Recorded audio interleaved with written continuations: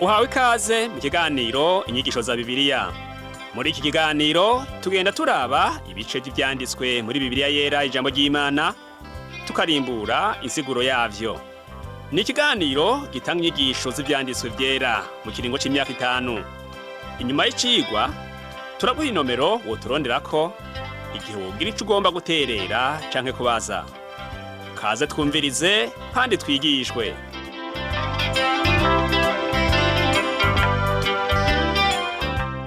Ndaguhaye ikaze nshuti nawe mugenzi uri kurumviriza kino cigwa c'inyigisho za Bibiliya usanzwe utegurirwa n'ishirahamwe Transworld Radio mu Burundi. Uri kumwe na Pastor Samuel Nsabimbona ndazigushikiriza.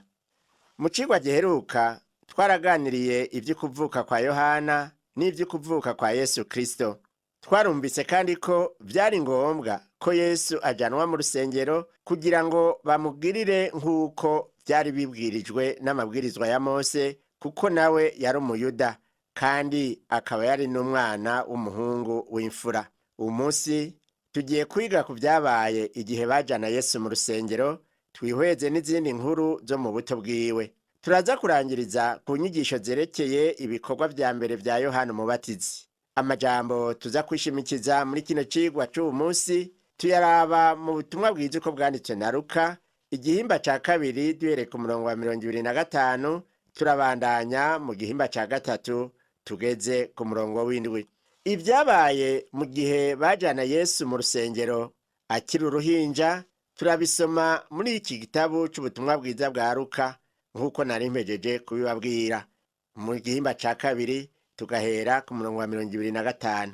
Reka tubanze dusome kuva ku murongo wa 25 tugeze ku wa 28. Haratubwira ngo, kandi muri Yerusalemu hari umuntu w'umugororotsi yubaha Imana yitwa Simeyoni, kandi mpwemu yera yari kuri we. Yari arorereye uguhumurizwa kw'Abisirayeli. Yari yarabwiwe na mpwemu yera yuko atazopfa atarabona Kristo w'Umwami Imana. Ajanwa na mpwemu mu rusengero, abavyeyi bajanye uwo mwana Yesu ngo bamugenze nk'uko umugenzo w'ivyagezwe wari uri. Aramwakira, aramukikira, ashima Imana. Imana yari yasezeraniye Simeyoni ko atazopfa atarabona agakiza k'Imana. Mbega none yoba yarabonye ako gakiza k'Imana? Yabonye iki? Yabonye ka kayoya, ariko Yesu agakiza n'umuntu. Uwo muntu yitwa Kristo Yesu. Umwakiriye wese aba yakiriye ako gakiza, ariko uwutamwizeye nta kundi ntashobora kumuronka, n'ako gakiza ntashobora kukabona. Mbega none mugenzi uri kuranyumviriza, woba warakiriye Yesu mu bugingo bwawe? Dusomye ku murongo wa 29 kugeza ku wa 32, turabona indirimbo uwo Simeyoni yaciye ashimisha Imana. Twovuga yuko ibaye indirimbo igira 4, nk'uko twabonye indirimbo ya Mariya, tukabona indirimbo ya Elisabeti, hanyuma tukabona n'indirimbo ya Zakariya. Simeyoni nawe aratereye ko agize nk'abandi, kuko arose umugisha uvuye mu ijuru. Avuga ati, databuja, noneho urasezeye umusavyi wawe amahoro nk'uko wavuze, kuko amaso yanje abonye agakiza kawe, ako wateguye mu maso y'amoko yose, ngo kabe umuco wakira amahanga no kuba ubwiza bw'abantu bawe b'Abisirayeli. Aya namwe mu majambo ahambaye yavuzwe na Simeyoni. Yari akuze ndetse ashaje, yegereza n'imisi yiwe yo gupfa. Yabonye uwari kuba umucunguzi w'ababa mw'isi bose. Iki kikaba ari ikintu gishimishije cane mu vy'ijambo ry'Imana, cane cane mu isezerano rishasha. Naho Yesu yavukiye mu muryango w'Abisirayeli, ariko yari yaziriye amahanga yose. Yosefu na Mariya nabo baratangajwe n'ukuntu Simeyoni ashimye nk'uwishuwe amasengesho. Turabe ku murongo wa 33, tubandanye dushike ku wa 35. Haratubwira ngo, se na nyina batangazwa n'ayo majambo avuzwe kuri we. Simeyoni arabahezagira, abwira Mariya nyina wa Yesu ati, umve, uwashiriweho kugira ngo benshi mu Bisirayeli bagwe, benshi bavyuke, no kuzoba ikimenyetso kigawa, kandi nawe inkota izogucumita mu mutima ngo ivyiyumviro vyo mu mitima myinshi bizoserugwe. Mariya yaragiriwe ubuntu kuvyara umukiza w'isi yose, ariko yaracumukuye kubona ahagarara munsi y'umusaraba wa Yesu Kristo araba ingene umwana wiwe ababazwa. Hanyuma n'abanditsi b'ibitabo baramwandikako, abavugabutumwa benshi nabo bahabwa amajambo yo kwigishako. Ico twomenya gusa, hari ingorane z'abashika ku rupfu rwiwe bakagumaho ntibabandanye ngo barengaho. Yesu Kristo ntiyapfuye kugira ngo umugirire imbabazi, umwumvire impuhwe n'ikigongwe. Oya, ahubwo ashaka kumwizera. Mu bice bisozera iki gitabu c'ubutumwa bwiza uko bwanditswe na Luka, turabonaho Yesu yari hafi yo kudupfira ku musaraba. Hari abagore bamwe batanguye kurira, maze Yesu arakebuka arababwira ati, yemwe bakobwa b'i Yerusalemu, ntimundirire, ariko mwiririre n'abana banyu. Aha birumvikana ko udakwiye kuririra Yesu, kuko adakeneye ko umugirira impuhwe. Ico ashaka ni ukumwizera. Aha rero ntiwoteba kugupfa kwiwe, yamara tworandira kukumwizera, kuko yazutse akatubera inzinzi. Urupfu rwa Yesu Kristo naho ruteye ikigongwe, ntidukwiye yuko ngo dukoroza amosozi ngo nuko yapfuye. Dukwiye gukorora amosozi kubera ibyaha byacu. Igihe Mariya yari iruhande y'umusaraba wa Yesu Kristo, akabona Yesu ariko arapfa, byabaye nk'inkota yamucumize mu mutima.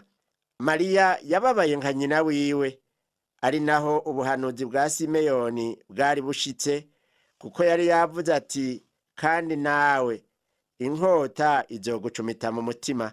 Hari n'uwundi yitwa Ana yashimye Imana kubona umukiza, naho indirimbo yiwe itanditswe muri ubu butumwa. Ivy'uwo Ana turabibona kuva ku murongo wa 36 tukabandanya kugeza ku murongo wa 38. Hatubwira ngo, kandi hariho Ana, umuvugishwa n'Imana, umukobwa wa Fanuweli wo mu muryango wa Asheri. Yari umutamakazi wa kera, yabanye n'umugabo wiwe imyaka ndwi uhereye ku kurongorwa kwiwe. Yamaze imyaka 84 ari umupfakazi. Ntiyava mu rusengero gusenga, yisonzesha yinginga ku murango no mw'ijoro. Ako kanya caraza ashima Imana, avuga ibya Yesu, abibwira abari barorereye ugucungurwa kw'i Yerusalemu bose. Ana nawe nyene yari umwe mu bahora hafi y'Imana nka Simeyoni. Yari yarahishuriwe ivy'uwo Mesiya. Amaze kumubona rero yaciye ashima Imana. Aha singomba kwemeranya neza n'abantu bavuga yuko hari imiryango 10 ya Isirayeli yazimiye.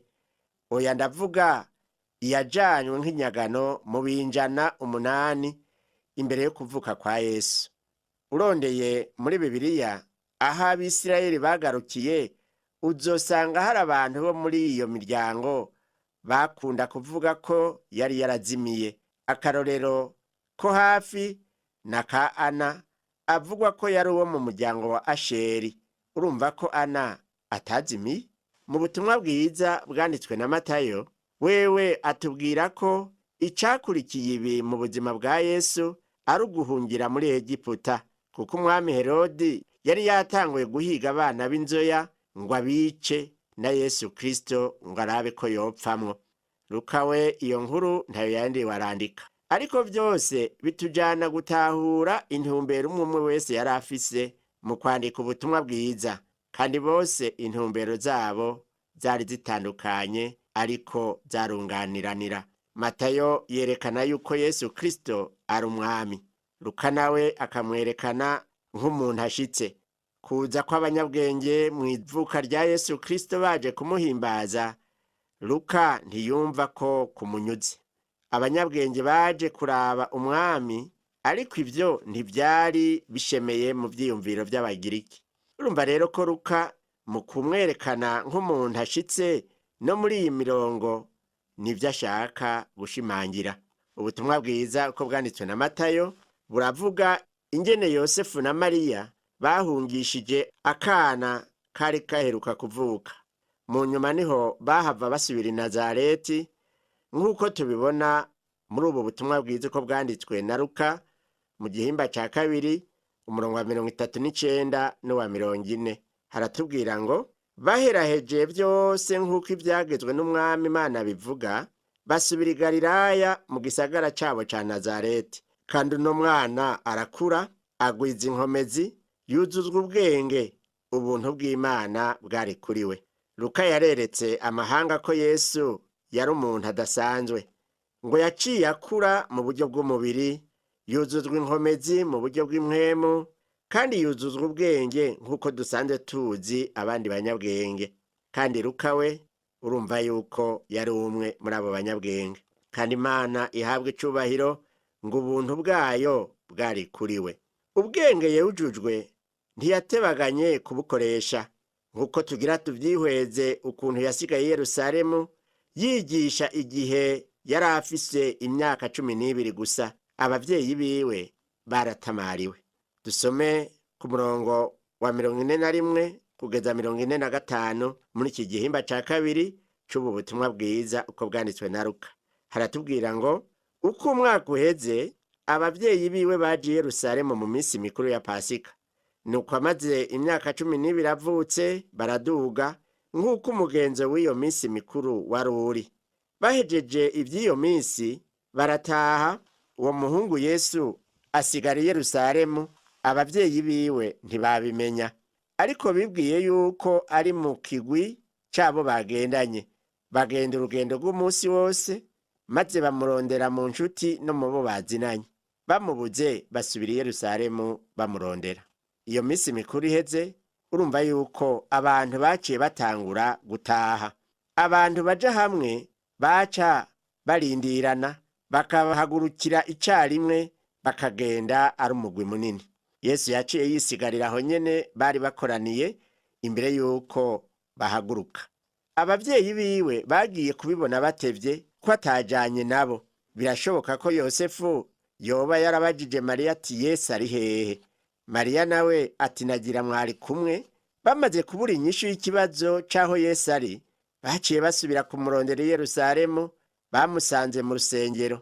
Reka twumve iyo nkuru guhera ku murongo wa 46 kugeza ku wa 50.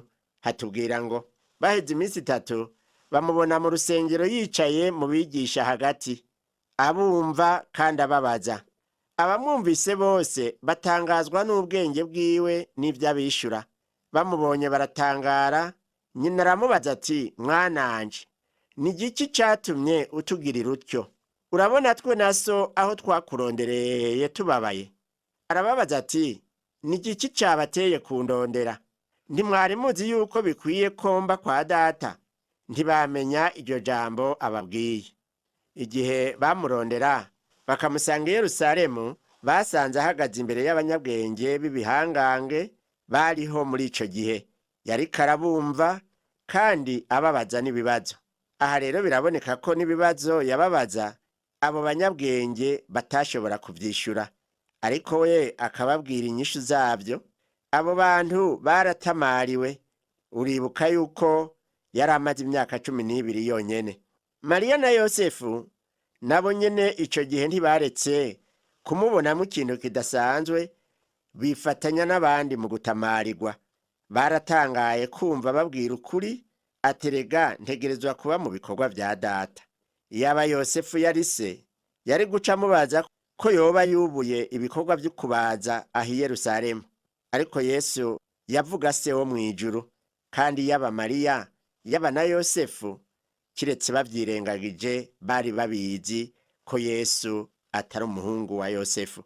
Mariya nawe yarumvirije aca yibuka vyinshi, maze aca anyingishiriza mu mutima. Ariko ako kanya Yesu yaciye atahana n'abavyeyi biwe, nk'uko tubisoma ku murongo wa 51 n'uwa 52. Hatubwira ngo amanukana nabo aja i Nazareti yama abumvira. Nyina abika ayo majambo yose mu mutima wiwe. Kandi Yesu agwiza ubwenge, gukura no gushimwa n'Imana n'abantu. Yesu ngo yari umwana yumvira abavyeyi, Yesu ntiyari ameze nk'urwaruka rumwe rumwe rwa kino gihe rwagize ubugarariji ubuhizi. Akarorero keza ko kugwaruka rw'umutima kari kuri uwo muhungu Yesu Kristo, umwana w'Imana, yaranzwe n'ukumvira abavyeyi, agaheza agashimwa n'Imana n'abantu. Ibikorwa Yesu yakoze i Yerusalemu ico gihe akiri umuhungu w'imyaka 12 vyabaye nk'imponjo gusa. Ivyinshi vyari imbere. Muganga Luka ariko rero aratubwira bimwe bimwe mu vyabaye mu gihe Yesu yari karakura ava mu buto aja mu bakuzi. Imbere yo kuja muri vyinshi, tukiri muri iki cigwa cacu c'uwu munsi, twagomba tubanze dusubira inyuma gatoyi twihweze ivyakozwe na Yohana Umubatizi. Uwo Yohana Umubatizi yabaye integuza y'umwami wacu Yesu Kristo. Ivya Yohana turabisanga muri iki gihimba ca gatatu c'ubutumwa bwiza uko bwanditswe na Luka. Muri ico gihimba ca gatatu haravugwamwo ivy'ukwigisha no kubatiza kwa Yohana, ingene yashingiye intahe Kristo, ivy'ukubatizwa kwa Yesu, ingene Herode yatereye Yohana mw'ibohero. Ivyo vyose turabisanga muri iki gihimba ca gatatu c'ubutumwa bwiza uko bwanditswe na Luka. Kandi muri ico gihimba nyene Luka aradondora basekuruza ba Yesu uhereye kuri Yosefu ukageza kuri Adamu. Mu bikorwa vya Yohana Umubatizi, umwanditsi Luka ashimikira ku ijambo rihambaye Yohana yashikiriza imisi yose ati, nimwihane kuko ubwami bwo mw'ijuru buri hafi. Yohana yashimikira cyane cyane ku butumwa bwo kwihana ngo abantu bitegurire ukuza kwa Mesiya. Ukurikije amategeko ya Mose mu migenzo, koga mu mazi vyari umugigwa uhambaye mu bihe vyabo. Yohana yaje abatiza mu mazi, abamutumberako bose bitegurira kwakira Kristo yari hafi yo kuza. Kristo we yari kuza akabatirisha abantu mpwemu yera. Mbere Yohana yavuze ko azobabatiriza mu mpwemu no mu muriro. Yohana yerekanye yuko muri Kristo Yesu igikuru ari ukwizera n'ukwihana ibyaha. Abigaye kubw'ivyaha vyabo bakihana nibo Yohana yaca abatiza mu mazi. Yarababwira ati, Kristo agiye kuza, we wazobabatiriza muri mpwemu yera. Uwo Kristo niwe nyene igikorwa cyo guhingura abizeye bakaba ivyaremwe bishasha. Nawe nshuti yanje, nagomba ndakubwire yuko Yesu agomba kukugira icaremwe gishasha uwo munsi. Muri iki gihimba ca gatatu, Luka yagerageje kuvuga ivyido nido kugira ngo turushirize gutahura igikorwa ca Yohana Umubatizi arico Yesu yashishikaye gukora. Reka rero twihweze igikorwa ca Yohana Umubatizi.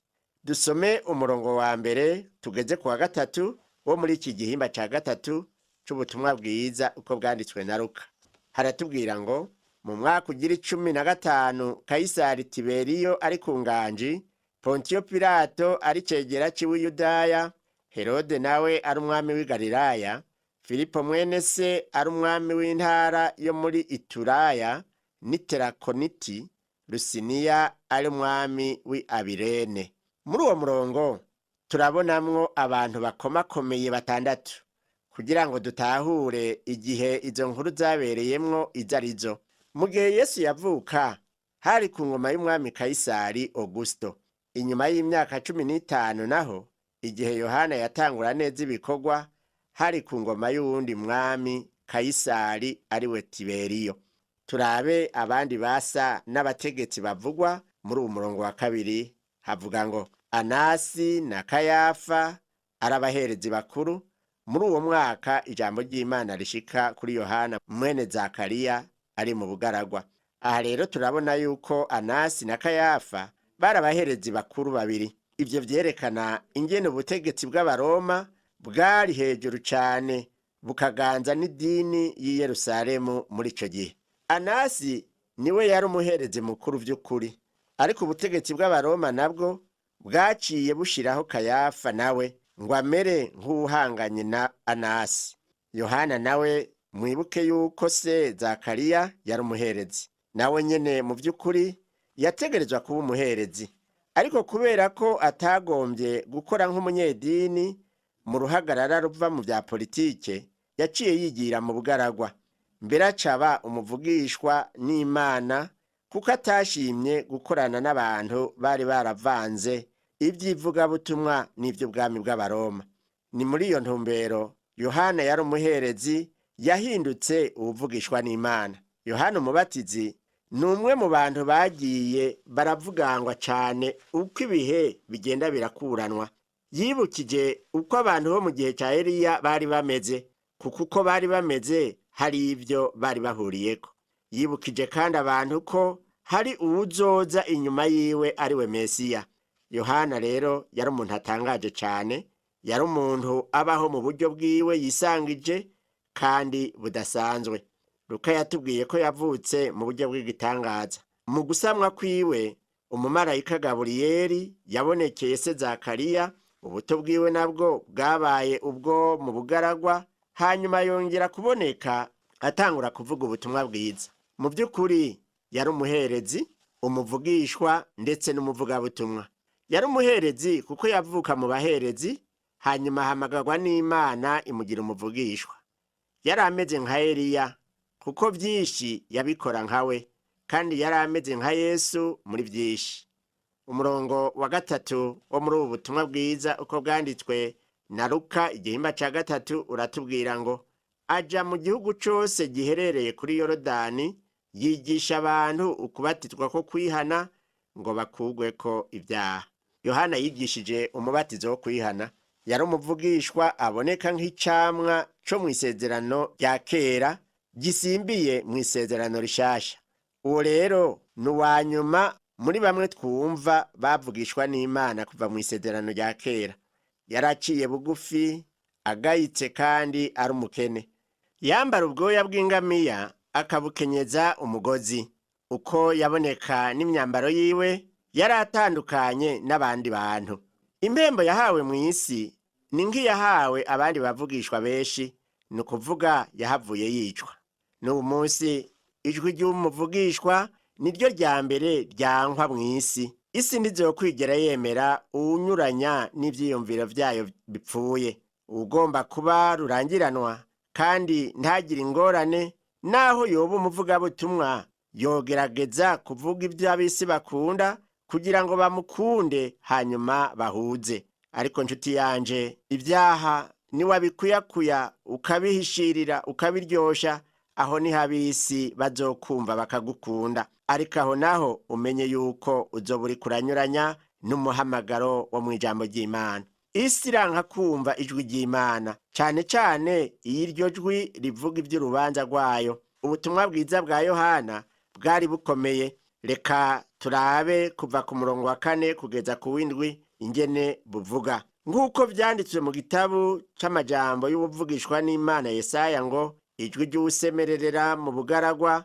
ati nimutegure inzira y'Uhoraho, mugorore inzira ziwe.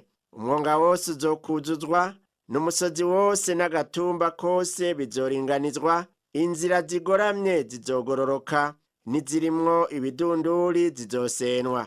Maze abafise umubiri bose bazobona agakiza k'Imana. Nuko abwira ishengero ryari rivuye iwabo rije kubatizwa nawe ati, mwabana b'inzoka mwe, ninde yababuriye ngo muhunge ishavu rizoza? Ngira ngo uwo munsi uwovuga ubutumwa akabwira abantu ati mwabana b'inzoka mwe, emwe bomwiyamiriza bidatevye, mbere boshobora no kumutera amabuye. Birumvikana ko abantu benshi mu gihe cya Yohana bari barononekaye mu ngeso. Akaba arico gituma umukozi w'Imana yakoresheje iri jambo rikomeye ngo mwabana b'inzoka mwe. Iri jambo kandi yakoresheje ritwereka ko Yohana yakoreshwa n'ubushobozi bw'Imana. Mugenzi uri kuratwumviriza, ibanga ry'ubutumwa bwiza ni ukwihana ibyaha. Ibyo byaha bitegerezwa kudomwa ko urutoke naho isi itagomba kumva ukuri. Ariko wibuke ko dukwiye kuvuga ubutumwa mu bushobozi bwa Mpwemu Yera, ibisigaye tukabishyira mu maboko y'Imana. None ga nshuti yanje uri kuranyumviriza, woba wumva ufise umwete wo gukwiza ubutumwa bwiza bw'agakiza ukabushiza amanga? Ibi urabishobora, yamara ukwiye kubanza kwiyegurira Imana rwose ukuzura mpwemu yera, uwo mpwemu akaguha ubushobozi bwo gushingira intaha Imana. Imbere yo gusozera kino cigwa c'uyu munsi, nagomba ndakwibutse ivyo twaganiriyeko kandi nibaza yuko vyogufasha. Twabonye uko Umutama Simeyoni yashimye Imana cane abonye Yesu Kristo, kuko yari yaramusezeraniwe ko atazopfa atabonye Mesiya. Twabonye kandi umuwitwa Ana yuko atatanzwe gushima Imana, yari mu bari barindiranye gishika ico gitangaza co kubona umwana w'Imana. Twanabonye kandi ubuzima butangaje bwa Yesu Kristo, uko yakuranye ubwenge n'ubwitonzi. Yarakarorero mu runganwe, kukaba nkako yari umwana w'Imana koko yumvira n'abavyeyi biwe. Twarabiye hamwe ubuzima bw'umuherezi, umuvugishwa ndetse akaba n'umwigisha w'ubutumwa bwiza, uwo ni Yohana Umubatizi. Ubuzima bwiwe bwari ubw'igitangaza kuva gisamwa inda akavuka, ndetse n'uburyo yakuze byaraboneka ko ari umuntu adasanzwe. Uwo yitangiye imbere yo kuza kwa Yesu Kristo, araheza yigisha ategura ivyo kuza kwiwe, abwira abantu ati mwihane kuko ubwami bwo mw'ijuru buri hafi. Yohana yigisha abantu ubutumwa bwo kwihana, kandi yakoresha amajambo akomeye nk'uko abantu b'ico gihe co kimwe na twebwe ubu munsi tubakeneye. Reka turangize dusenga. Mwami wacu Yesu Kristo, ijambo ryawe riravuga yuko bose bakoze ibyaha ntibashikira ubwiza bw'Imana. Twese rero turabanyabyaha, ariko abogejwe muri abo maraso yawe bose barakira bagahinduka abana b'Imana. None rero ndasengeye umuntu yaduteze amatwi, kugira ngo nawe akwizere uwo munsi, yozwe kandi atunganywe n'amaraso waviriye ku musaraba, maze anezererwe kwitwa irindi zina rishasha ry'umwana w'Imana. Ndagushimiye ko ubikoze, akaba kwakiriye nk'umwami n'umukiza w'ubugingo bwiwe. Ndabisavye mu izina ryawe ryera Yesu, amen. Ikigwa cacu cyo kuri uno munsi kigarukiye ngaha, naho ubutaha umwami wacu Yesu Kristo aguhezagire. Wakoze kumviriza icigwa c'ijambo ry'Imana c'uyu munsi. Ushobora kumviriza n'ibindi biganiro by'inyigisho za Bibiliya, canke ukabikwega kuri uru rubuga rwa interinete rukurikira: http utuburungu tubiri uturongo tubiri duhengetse ttb akaburungu twr@org. Ushobora kumviriza ikiganiro cyo muri indwi, canke ugafyonda ahanditswe ngo rondera kuri iki gitariki kugira ngo wumvirize ikiganiro camaze kurengana. Ushobora no gufyonda ahanditswe ngo rondera ukurikije ibyanditswe kugira ngo wumve ibiri muri ico gice cy'ibyanditswe byera ugomba. Ufite ico wunganira canke ubaza, twandikire. Email ni